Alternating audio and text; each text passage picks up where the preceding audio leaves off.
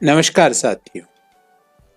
आज का ये वीडियो जो मूडीज ने भारत की सॉवरेन रेटिंग को घटाया है उसके संदर्भ में है।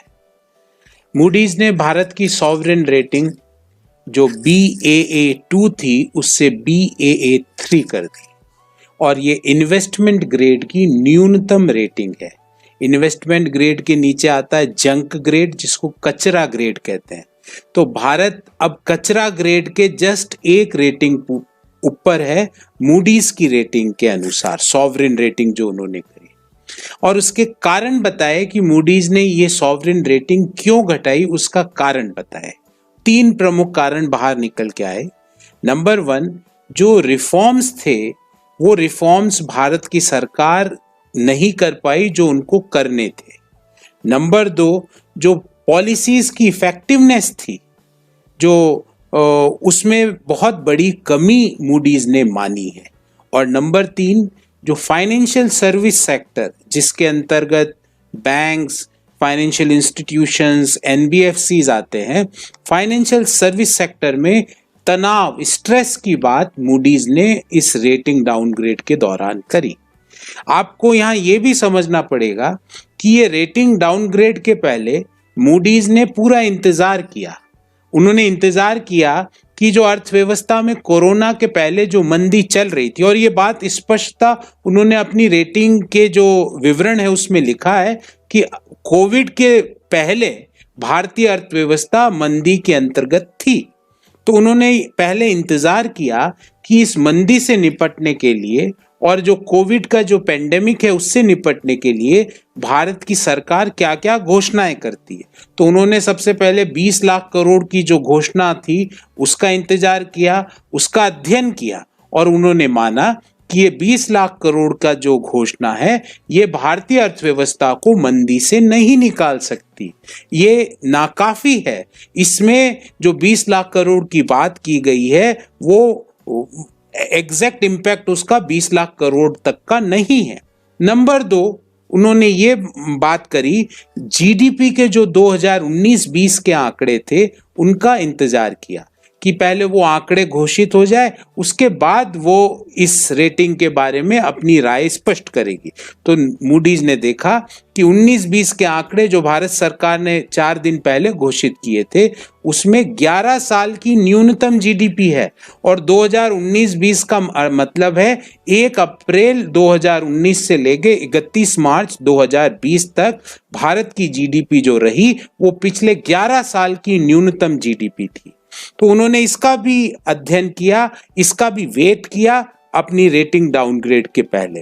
और नंबर 3, उन्होंने वो सारे उपाय सरकार के पहले देखे जो सरकार ने कोविड और कोविड के पूर्व की जो मंदी है उससे निपटने के लिए उठाए, और उन्होंने माना, मूडीज ने माना कि जो उपाय कोविड के दौरान और कोविड के पूर्व की मंदी जो थी उसको हटाने के लिए, उससे निपटने के लिए जो सरकार ने उपाय उठाए हैं वो नाकाफी है। इसलिए उन्होंने भारत की सॉवरेन रेटिंग जो है, जिसके आधार पर जो बाहर के देश के इन्वेस्टर्स भारत में निवेश करते हैं, जिसके आधार पे बाहर की कंपनियां भारत में अपने प्रोजेक्ट्स लगाती है, उसको BAA2 से BAA3 घटाया और इन्वेस्टमेंट ग्रेड के न्यूनतम रेटिंग पर ले आए।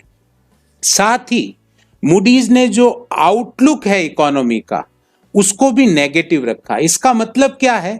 आउटलुक को नेगेटिव रखने का मतलब ये है कि नियर फ्यूचर में भारतीय अर्थव्यवस्था इस मंदी के कुचक्र से बाहर नहीं आ सकती, ऐसा मूडीज का मानना है, क्योंकि सरकार की जो पॉलिसी इफेक्टिवनेस है वो नाकाफी है। सरकार में स्ट्रक्चरल रिफॉर्म्स नहीं लिए हैं, और उसने पहली बार 22 साल में पहली बार मूडीज ने सरकार की सॉवरेन रेटिंग को घटाया एक पादान, और जो आउटलुक है इकोनॉमी का उसको भी नेगेटिव रखा। तीसरी बात साथियों कि जब भी कोई अंतर्राष्ट्रीय रेटिंग एजेंसी अपनी घोषणाएं करती है तो वह सॉवरेन रेटिंग की घोषणा करती है उस देश की, उस देश के आउटलुक के बारे में घोषणा करती है और उस देश के short term local currency rating के बारे में भी घोषणा करती है। मूडीज ने भारत की short term local currency rating को भी P2 से P3 में घटाया है। लोकल करेंसी रेटिंग का क्या मतलब है? भारतीय कंपनियां भारतीय बाजारों से भारतीय रुपये में जो कर्ज लेती है उसकी भी रेटिंग ओवरऑल उसने घटाई है।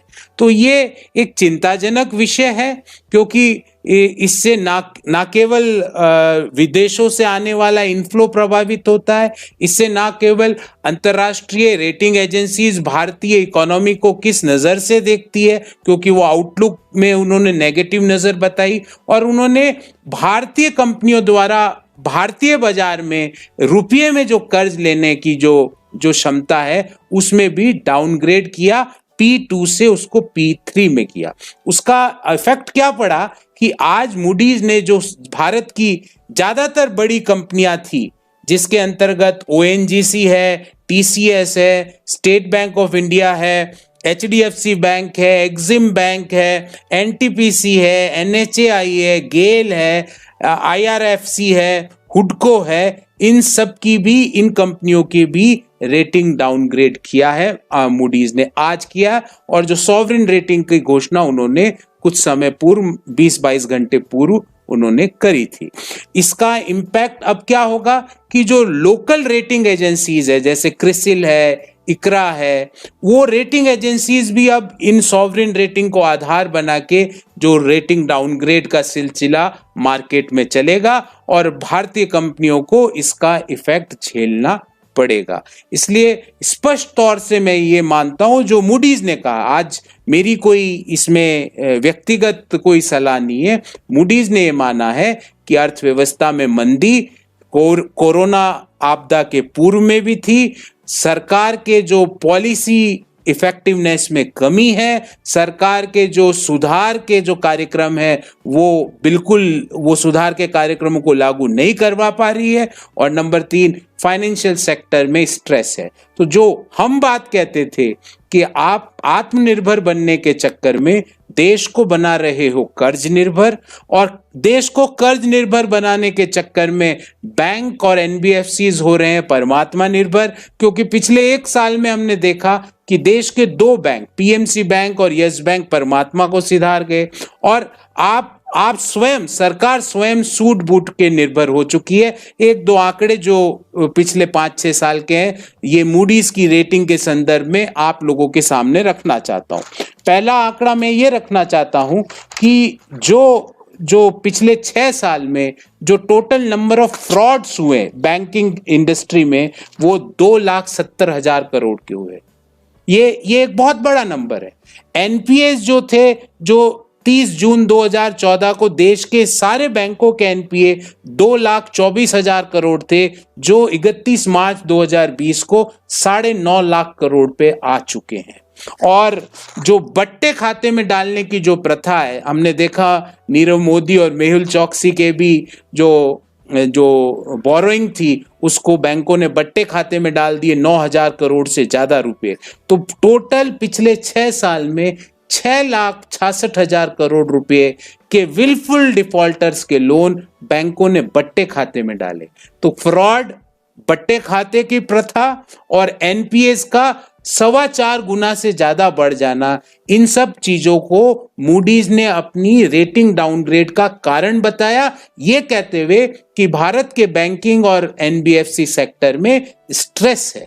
उन्होंने ये भी माना कि नोटबंदी और GST, क्योंकि जो बात कही गई कि पॉलिसी जो इफेक्टिवनेस है उसमें कमी थी, वो पॉलिसी इफेक्टिवनेस गलत तरीके से GST लागू करने के संदर्भ में वो बात पूर्ण रूप से सत्य होती नजर आ रही है।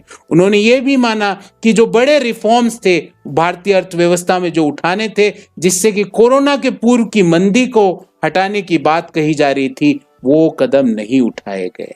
तो मैं सरकार से सिर्फ यही कहूंगा इस वीडियो के माध्यम से कि आपने 45 साल की, जो आप हमेशा कहते थे कि हम वो करके दिखाएंगे जो पिछली कई सरकारों ने नहीं किया, आपने करके दिखाया। 45 साल की सबसे बुरी बेरोजगारी पे देश को पहुंचा दिया। 22 साल में पहली बार भारत की सॉवरेन रेटिंग को कम करके दिखवा दिया, 11 साल की न्यूनतम जीडीपी पे लाके पहुंचा दिया। अब आप कृपया आपका जो आने वाला समय है उसमें रिफॉर्म मेजर्स उठाएं, अच्छे सकारात्मक कदम उठाएं, पॉलिसी इफेक्टिवनेस को बढ़ाने की बात सोचें। और ये जो झूठ का जो वातावरण है कि 20 लाख करोड़ 10% ऑफ जीडीपी, हम नहीं कह रहे, कांग्रेस पार्टी या कोई विपक्षी दल का वर्कर नहीं कह रहा, अंतर्राष्ट्रीय रेटिंग एजेंसी कह रही है कि आपके द्वारा उठाए गए जो कदम थे कोरोना आपदा के दौरान, वो कोरोना के पहले और कोरोना के दौरान उपजी मंदी को निपटाने के लिए नाकाफी है। आपने ये वीडियो देखा, बहुत बहुत धन्यवाद।